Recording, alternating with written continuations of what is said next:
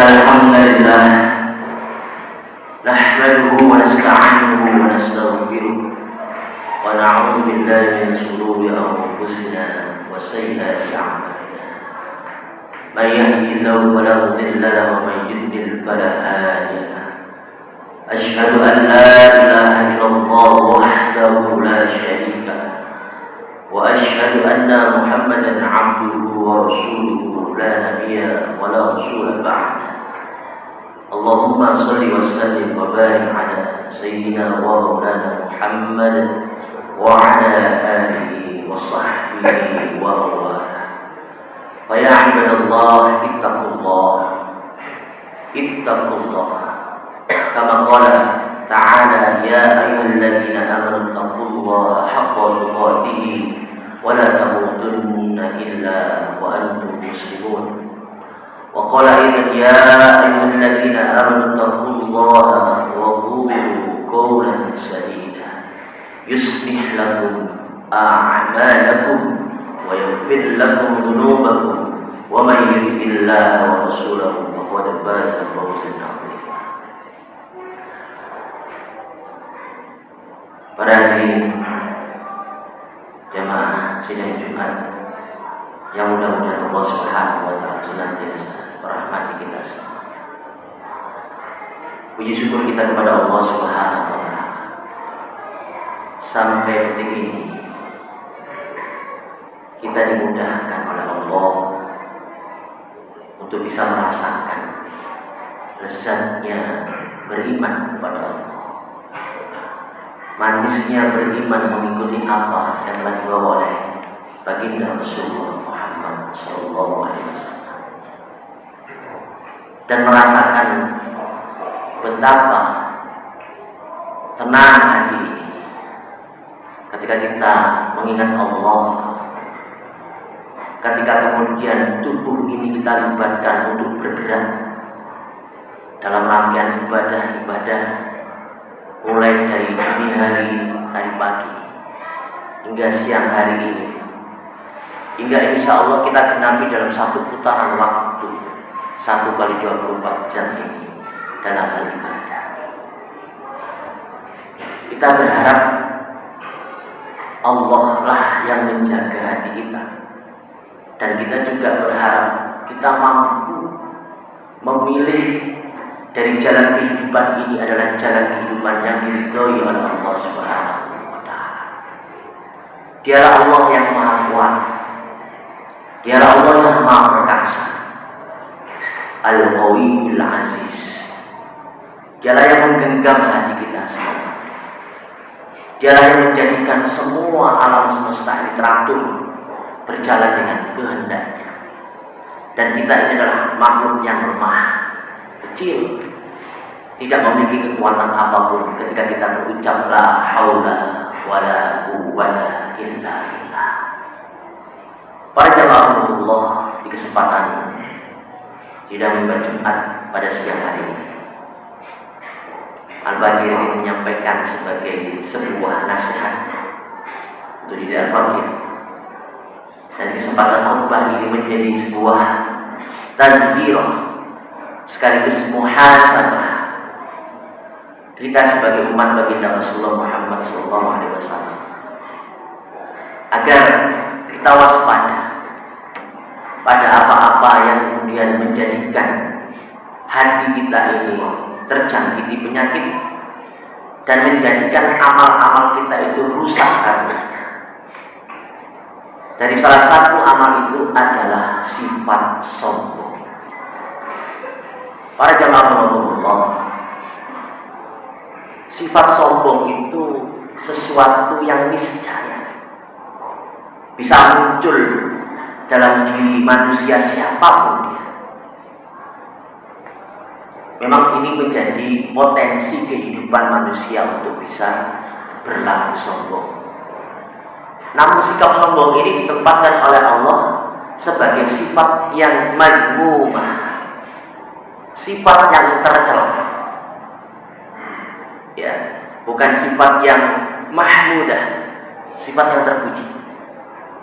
Dan hati kita punya potensi untuk melakukan dua hal. terkadang melakukan kebaikan, dan terkadang pula pun cenderung dan mampu untuk bisa melakukan kesalahan-kesalahan, bahkan keburukan-keburukan. Fa'alhamaha fujuraha wa taqwaha. Mari kita lihat bagaimana Allah Subhanahu wa taala menggambarkan siapakah sosok yang memiliki kesombongan. Maka dalam surah Al-Baqarah ayat 34 Allah Subhanahu wa taala berfirman, a'udzubillahi minasyaitonir rajim.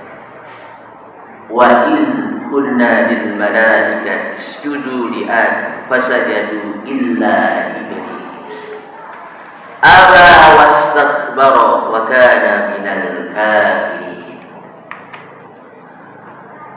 Wa in kunna lil malaikati, dan ketika Allah Subhanahu wa taala menyampaikan kepada jajaran para malaikat yang Allah telah ciptakan sebagai hamba yang taat untuk bersujud kepada Allah. Makna sujud di sini bukan menyembah, li ta'zim, untuk hormat. Dan yang memerintahkan adalah Sang Pencipta, Al-Khaliq, Allah Subhanahu wa taala. Wa idz qulna lil malaikati isjudu li adama fasajadu. Semua barisan jajaran para malaikat, barisan-barisan malaikat, ya, fasajadu, mereka sujud karena Allah perintahkan mereka untuk bersujud. Namun ada hamba Allah juga. Hamba Allah itu memang ada dua sifat, ada yang taat, ada yang maksiat. Selama itu adalah ciptaan Allah. Di sini sifatnya umum, hambanya Allah, makhluknya Allah. Illa iblis, kecuali iblis. Apa yang dilakukan oleh iblis ketika Allah perintahkan untuk bersujud kepada Adam? Aba wastakbar. Iblis enggak. Iblis tidak mau. Emoh. Disuruh sujud yang memerintahkan Allah. Aba. Apakah enggak saja? Maka Allah sebutkan dalam ayat ini wastakbar. Dan iblis pun sombong, menyombongkan dirinya, aku. Maka Allah sebutkan agar maka iblis termasuk golongan orang-orang atau golongan yang ingkar kepada Allah. Jadi kalau enggan dan sombong diperintah oleh Allah, maka minal kafirin, disifati termasuk golongan yang ingkar kepada Allah. Siapa lagi yang ingkar kepada Allah? Fir'aun. Mari kita lihat Al-Quran memberikan gambaran. Idhab ila Fir'aun wa innahu tagha. Allah perintahkan kepada Nabi Musa alaihissalam beserta saudaranya, idhab, pergilah engkau temui Fir'aun wa innahu tagha, karena Fir'aun telah melampaui batas. Dalam dunia lain, di luar dunia manusia, iblislah yang pertama kali bersikap enggan dan sombong. Maka di Al-Quran dikisahkan, ya, satu pelajaran penting. Sifat orang sombong itu pernah ada di dunia ini, dan termaktub di dalam Al-Quran, tertulis dalam Al-Quran, terkisahkan dalam Al-Quran karakter manusia yang sombong itu, yaitu Fir'aun. Satu episode sejarah yang dalam Al-Quran itu tidak ada setitik pun hal yang tidak penting, walau satu huruf sekalipun. Maka kisah Fir'aun dengan segala kesombongannya berhadapan dengan Nabiullah Musa alaihissalam sebagai utusan Allah, Nabiullah, menjadi episode penting. Fir'aun ini kan istilah saja, ya. Jadi kalau misalkan di sini itu sultan keberapa, dia adalah Ramses II. Di antara Fir'aun yang lain dia adalah Ramses II yang dalam sejarah kemudian dipertemukan oleh Allah Subhanahu wa taala dengan utusannya itu Nabi Musa alaihissalam. Congkak. Ya, bahkan kemudian mendeklarasikan dirinya sebagai Tuhan. Faqala ana rabbukumul a'la. Surat An-Nazi'at mengabarkan kepada kita, Fir'aun dengan perkataannya diabadikan oleh Allah Subhanahu wa taala, faqala ana rabbukumul a'la. Maka akulah Tuhan kalian. Dia naik di tempat kedudukannya yang paling tinggi, di bawah jajaran-jajaran pejabatnya, kemudian di bawahnya lagi adalah rakyatnya, dan dia mengumumkan dirinya, faqala ana rabbukumul a'la. Dia bertekad pula, dia berikrar di hadapan masanya yang ribuan itu, rakyatnya ribuan itu, faqala ana rabbukumul a'la, akulah Tuhan. Maka Allah menyebutkan dalam ayat yang lain, wa innahu, sesungguhnya Fir'aun melampaui batas, offside sebagai manusia. Para jamaah Allah, siapa lagi? Maka dalam episode itu, qalu wa Fir'aun wa Haman, dan satu lagi Bal'am. Qarun dengan hartanya, Bal'am dengan keulamaannya, Haman teknokrat dan ilmuwan dengan kemampuannya. Qarun sebenarnya bukan orang yang pelit. Qarun suka memberi, tapi keberpihakannya kepada Fir'aun itulah yang akhirnya Allah menggolongkan dia bala tentaranya Fir'aun dengan hartanya. Haman teknokrat dan ilmuwan digolongkan oleh Allah balanya Fir'aun, bolonya Fir'aun. Bal'am dengan keulamaannya pun akhirnya digolongkan menjadi sohibnya Fir'aun. Siapa lagi di masa Rasulullah Muhammad SAW, yaitu Abu Lahab. Dalam surah Al-Masad atau Al-Lahab dikisahkan bagaimana bentuk kebencian paman Rasulullah sendiri ini kepada keponakannya atas dakwah. Bukan kedudukannya kepada ponakannya, tapi atas dakwah yang dibawa keponakannya itu Nabi Muhammad SAW. Itulah yang menyebabkan Abu Lahab mentabat Rasulullah, celaka engkau Muhammad. Ketika Allah mendengar perkataan itu, maka Allah turunkan surat Al-Lahab, tabbat yada abi lahab wa tab. Namrud dihadapkan dengan Nabi Ibrahim alaihissalam. Para jamaah Allah, kita patut waspada terhadap sifat sombong ini. Al-kibru batarul haq wa ghamtun nas.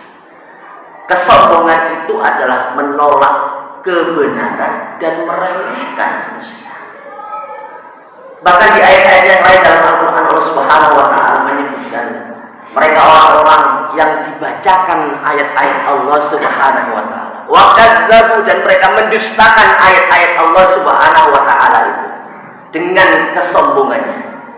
Maka Allah siapkan mereka untuk masuk pada hulu bi abwabi jahannam.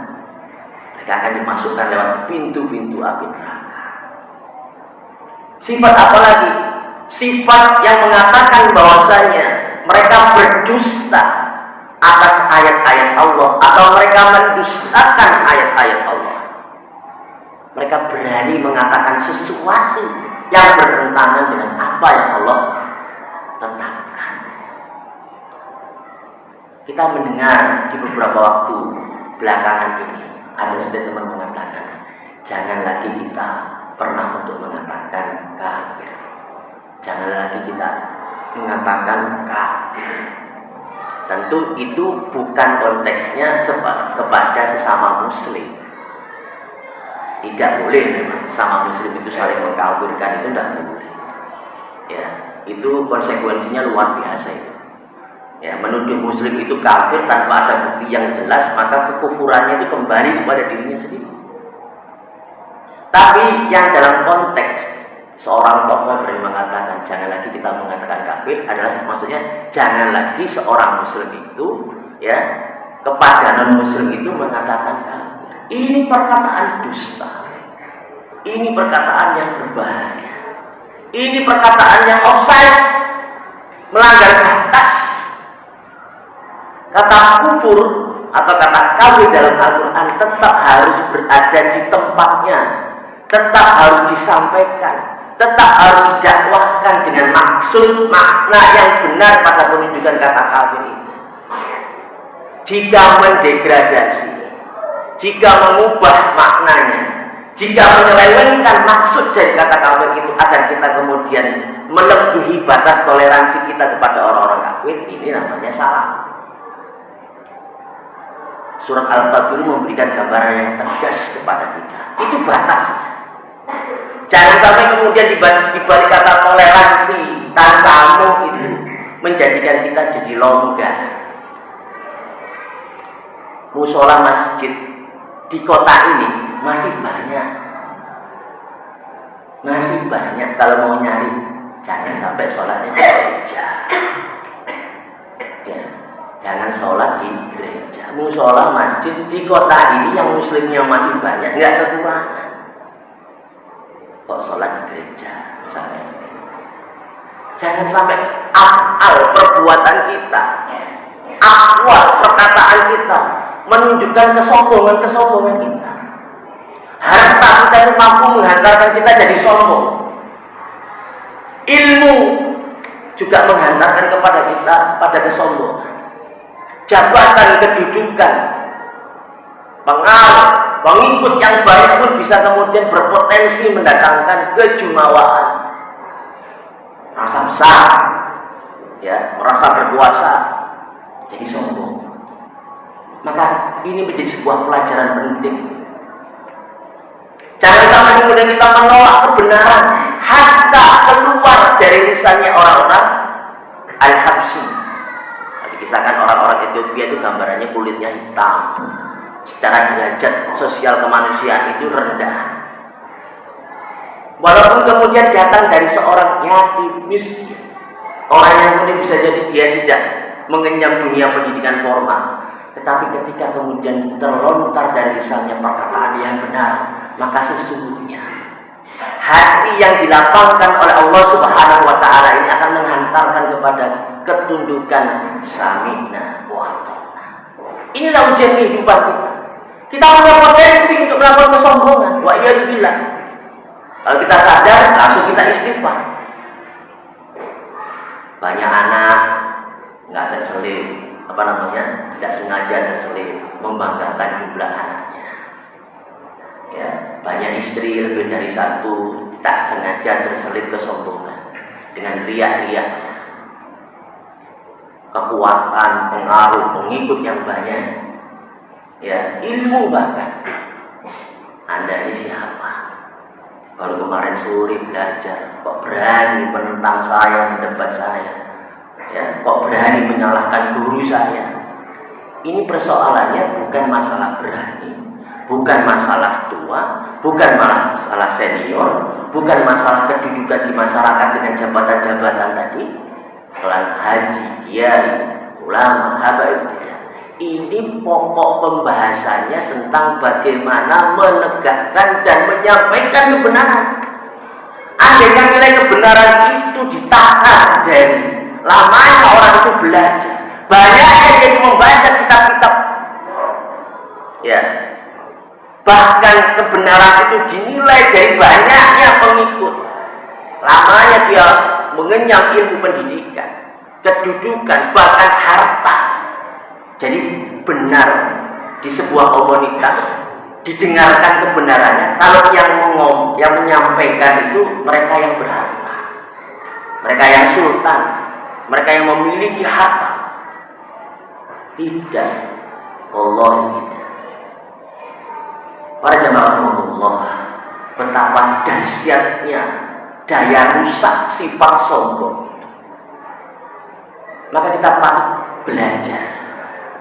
Ketika Fir'aun itu muncul kembali dalam abad kekinian, dalam bentuk rupa makhluk yang berbeda dari Fir'aun di zaman Nabi Musa alaihissalam, hakikatnya sama.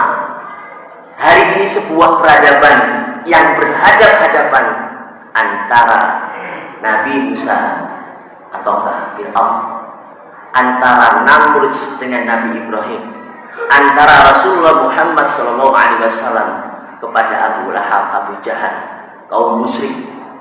Peradaban dunia itu akan selalu nampak pertarungan bainal haq wal batil. Di sini tidak ada orang moderat.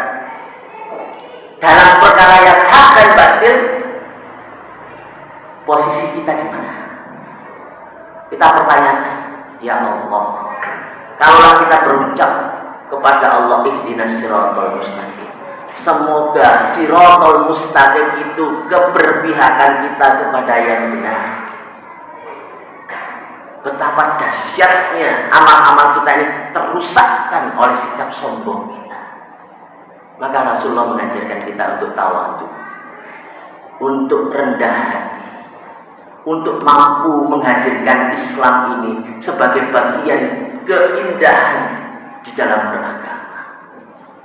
Kekuatan jumlah masa yang banyak tidak membuat kita jumawa, tidak membuat kita sombong. Hadza min fadli rabbikum. Ini adalah karunia dari Tuhan. Kita mengatakan kalau ataupun kita disanjung dengan kepandian ilmu kita, kita ucapkan alhamdulillah. Karena segala puji itu milik Allah, tidak layak lengket, tidak layak kemudian terpati dalam diri kita. Kita maha benar, kita maha pintar, tidak. Disitulah bagian kita untuk belajar, untuk tidak berlaku sombong. Tawadhu, rendah hati, lemah lembut, tidak kasar, apalagi kepada saudaranya sendiri kok bentak-bentak. Sesama muslim kok dibentak ini tidak pantas, tidak layak. Lain, lemah lembut, ruhama'u bainahu. Jangan adikung. Jangan membuat peraturan yang justru peraturannya itu mendatangkan ketidakridhaan Allah Subhanahu wa Ta'ala. Kalau Allah mendatangkan sesuatu yang menjadi peringatan bagi kita, tentu hari ini harus dan ada dalam kita rasa empati kepada saudara-saudara kita di Turki, di Syria. Video rekaman bagaimana kejadian gempa itu cukuplah mengingatkan kepada kita. Jika Allah berkehendak atas kehendaknya, tentu ini menjadi sebuah peringatan kepada kita. Dimanapun kita berada di atas bumi Allah ini, jangan berlaku sombong. Ketinggian gedung berapapun kilometer tinggi gedung itu mudah bagi Allah.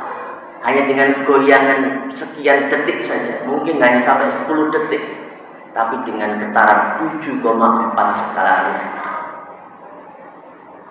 menghancurkan semua tatanan fisik yang dibangun oleh manusia. Yang bisa jadi itu mereka bangga-banggakan, yang bisa jadi kalau mereka harta, mereka korun-korunkan, mereka aman-amankan, mereka balham-balhamkan, bangga gitu.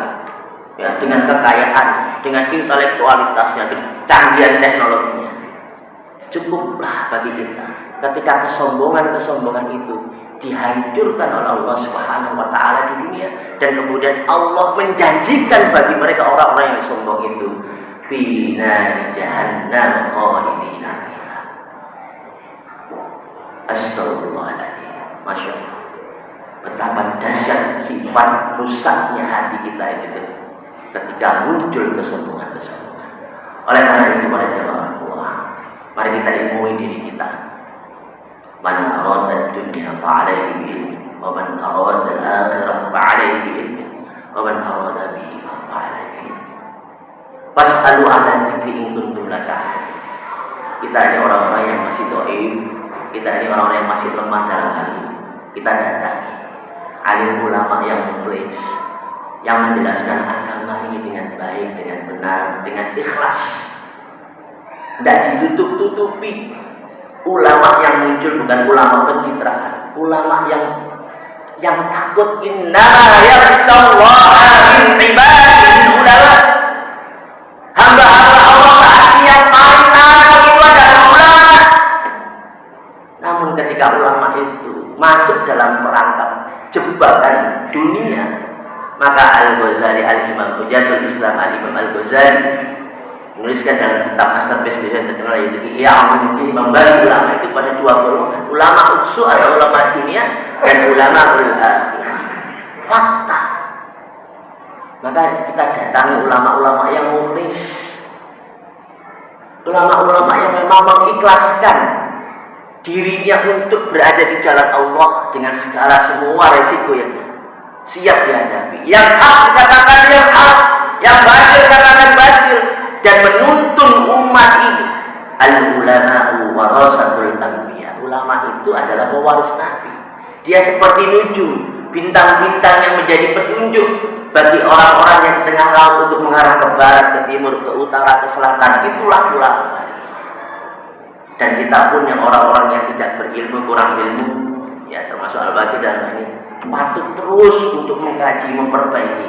Jangan sampai kemudian dominasi kesombongan itu menutupi semua amal-amal kebaikan. Mudah-mudahan di kesempatan bulan Haram, di sisa-sisa hari terakhir di bulan Haram ini, yakni bulan Rajab ini, selama kita berdoa Allahumma barik lana fi Rajab, dan kemudian akan menjelang Sya'ban, dan berikutnya bulan yang kita nanti Ramadan, Allah bersihkan hati kita, Allah siapkan hati kita untuk menyambut datangnya Ramadan, agar kemudian ibadah di bulan Ramadan kita itu khusyuk, agar ibadah di bulan Ramadan kita itu menyenangkan, agar kita bisa mengoptimalkan semua amal-amal ibadah kita, amal-amal soleh kita nanti di bulan Ramadan ini, selama terus menerus kita tazakkur dan muhasabah kepada Allah Subhanahu wa Ta'ala. Yang terakhir, marilah kita saling nasihat-nasihat. Cinta akan sesama saudara muslim, cinta akan nasihat dan dinasihati, cinta akan ukhuwah, yang itulah yang akan menghantarkan kehidupan kita pada kehidupan yang menyenangkan, kehidupan yang penuh dengan berkah, kehidupan yang ketika kita salah kita diingatkan, ketika kita benar pun kita cinta akan kebenaran.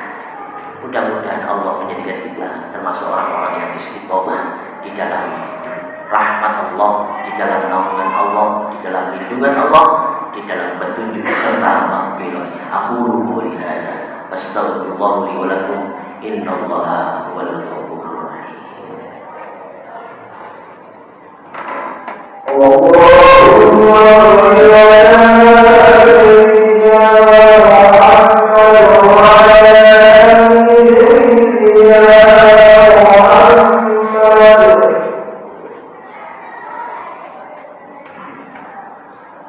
Alhamdulillahilladzi arsala rasulahu bil huda wa dinil haqq liyudhhirahu 'alal dini kullihi wa kafa billahi shahida.